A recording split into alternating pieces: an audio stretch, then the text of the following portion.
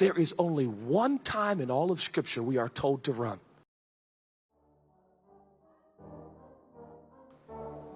You better hear me. Only one time. And you know what it is?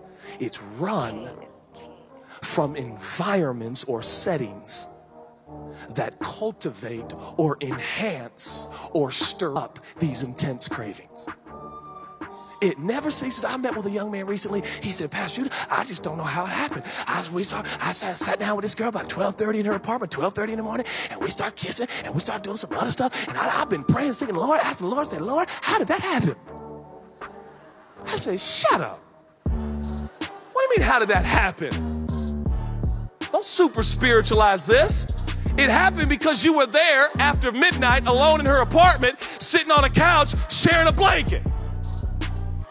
And you put yourself in a setting that enhanced, cultivated, and promoted the intense cravings we all got.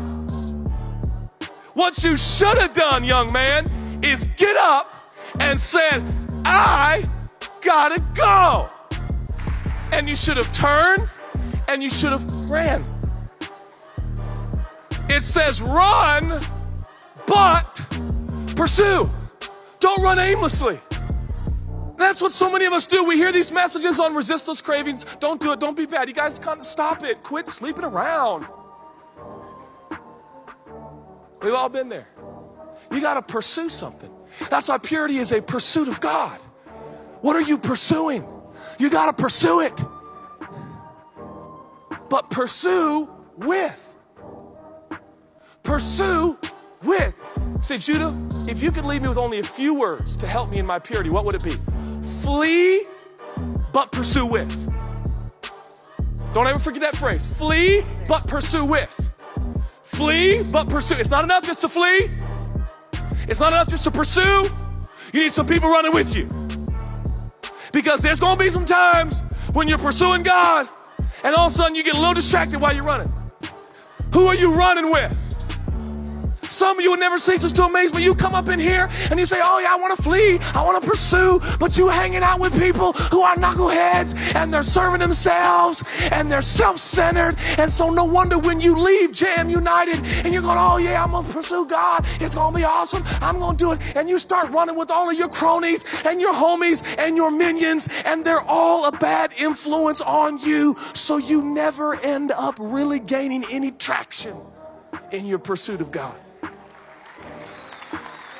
One of the most significant things you could do in this entire time is make a determination that you love your friends, that you're going to pray for your friends, but there's some of them that ain't running where you're running, and it hadn't been good for either one of you.